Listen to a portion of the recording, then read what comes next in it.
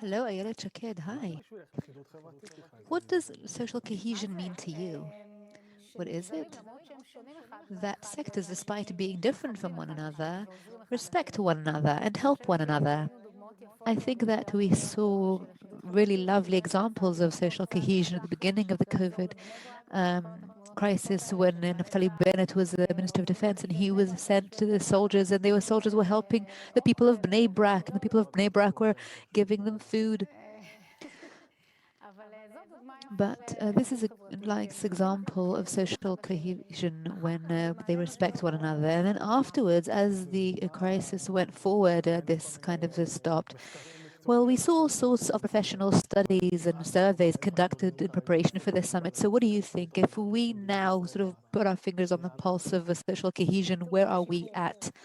Well, we need to improve things for sure. Unfortunately, because of the political crisis, three elections campaigns, there's no decision. Netanyahu can't set up his government. There are all kinds of disagreements. There's polarization and division.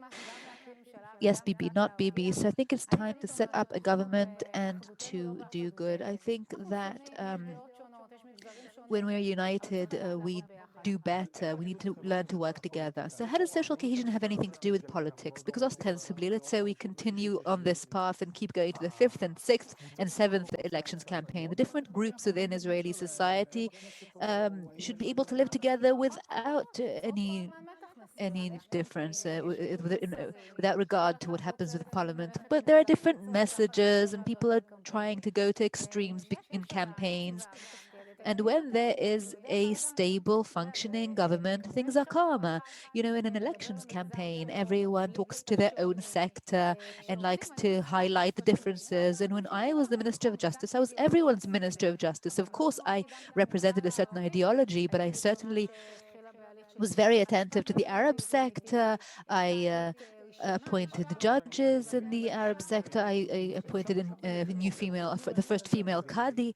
Okay, so when the government works, things work. Then that means that this irresponsibility is the campaigners' fault, the politicians' fault. Yes, of course, it is our responsibility to set up a government, but not the campaign. Yes, but everyone here with us in behind the scenes, we can't affect polarization. You do, of course, you have impact because of social media. Each and every one of us can impact social cohesion. In social media, each person has a loudspeaker and is heard. But what about politics?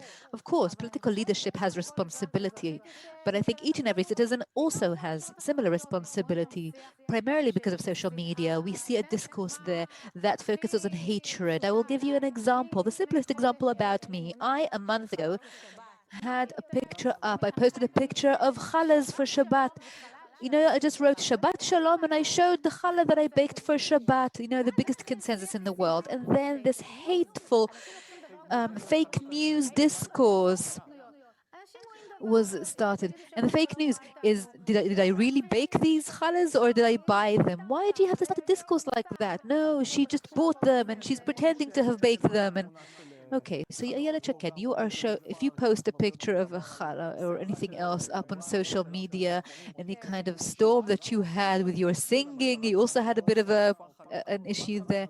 So let's say you bake challahs or you buy challahs, it becomes personal immediately. So you have more of an effect, more of an impact in both the classic media and the social media. So how would you maybe divert your energies to try and stop this craziness?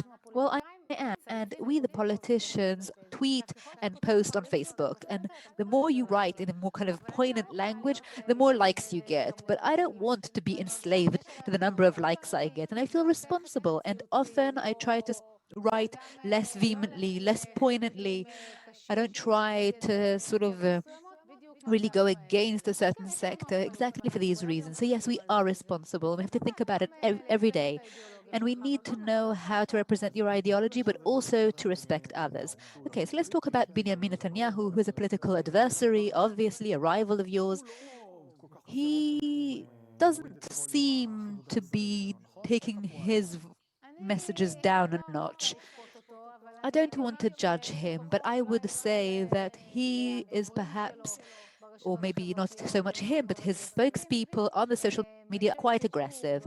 I think that he personally is trying to let other people do the sort of dirty work. Maybe his son. Well, he has his methods, and we are trying to present a leadership that is ideological on the one hand, but is also much more sort of with a state attitude. So let's not go into, minute politics. It'll be very difficult to stop. But about Israel society, do you see Israeli society as part of your campaign? Yes, we do. Throughout the campaign, we have been saying that it is our aspiration. We are striving to create unity, to create a government that is healthy, that is functioning, the members of which are from various parties, Zionist parties that believe Israel is a Jewish and democratic state. That is certainly the aim. Throughout the campaign, I kept being asked, what's the most important thing? Well, to beat COVID-19, to reinstate our economy, and to unite our people. So how do you unite the people? In any way except for just stopping another campaign from happening? Well, there are many ways. I think we are the only party that have taken the responsibility and say that we will do everything in our power to stop a fifth campaign. There's the only BB block and there's the no BB block, and we think that if you want to have a solid government, you need to support Yemina, because we're very serious about that. We need to do everything in our power to set up a good functioning government. Any sort of government? Well, we have our guidelines. It is a government that should be right wing by majority. There are 80 mandates for the right wing, there are 30 mandates for the left wing and 10 for the Arab sector. So there's no reason to have a left wing government. But we certainly do want to incorporate parties that are Zionist to come on board with us. Okay, so let's say you have such a government. How will social cohesion play a part? Is in your considerations? I think that if we do try to create unity, if we do try to respect pretty much everyone, I think that will be part of social cohesion that will contribute to that. Let's go into the various sectors, the specific sectors within Jewish society, the ultra-Orthodox, the Haredi population. So much has happened there over the COVID-19 crisis. So much has been said. Will you collaborate with them? The ultra-Orthodox sector is really at the eye of the storm throughout this COVID-19 crisis. I live in Tel Aviv, and in my area, I hear really, really horrible things being said about them. I think that it is, a top priority for Israel to enhance the core studies in this sector. Okay, so you're raising a point here, and I can certainly agree with you, let's say, but once you place it on the table, that's a big, bomb going off.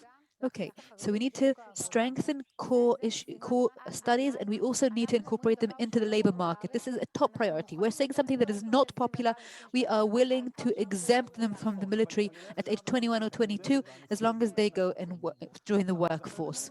Yes, but when you say that, the ultra-Orthodox will say, I'm not sitting in the government with you. Okay, so there's a new stream now, state ultra-Orthodox, where they study core studies. And there are many populations in the ultra-Orthodox society who want such schools. But there are mayors in ultra-Orthodox cities that are, stopping it. So the Ministry of Education has to work hard to create this stream of schools wherever there is demand. And the more such schools there will be, the greater the demand will be. And also the ultra-Orthodox families, some of them want their children to study core studies. I speak to them, I know where there's demand for it, there's a much greater demand. And what if the ultra-Orthodox politicians say, we are not willing to do this? Will it be Kazaspeli? Well, it's going to be a fact. At the end of the day, the ultra-Orthodox politicians are also listening to their societies, to their public, um, to their voters, and maybe there will be certain mayors or certain ministers that we will have to grapple with and address the pressure they exert. But at the end of the day, if there's a prime minister and minister of education who are in favor of it, it'll happen. Okay, let's go to another sector where other things have happened also with them, with the coronavirus crisis, the Arab sector. Do you and Yemina view Arabs as your customers, so to speak, people to serve? Certainly. Last night, I spent the evening with our representatives from various Arab villages and towns, and there is an amazing change now in Arab society. There is huge disappointment from the Joint List. They understand that their representatives have to work for them on the civil level and not deal with the Palestinians. And the biggest hot potato now is violence, violence in Arab society, education, infrastructure, and therefore they themselves are open to collaborating with Zionist parties. And we have headquarters. Yes, but I think Benjamin Netanyahu should be credited for this success because there was a kind of disconnection with the Arab sector. Benjamin Netanyahu certainly took a good step addressing the Arab public. It is a good step. We welcome it. We embrace it. We also do the same. We have an Arab sector headquarters established, and we're trying to do something productive. We want to help you, and you can help me. How? You can fight crime in the Arab sector. You can help with the education, with infrastructure for villages, and it is completely legitimate. I think it is a welcome phenomenon, and I certainly hope that 2 or 3 mandates coming from the Arab sector will come to Yemina and to other Zionist parties. It will be very surprising if that happens. Thank you, Ayellet. Thank you very much.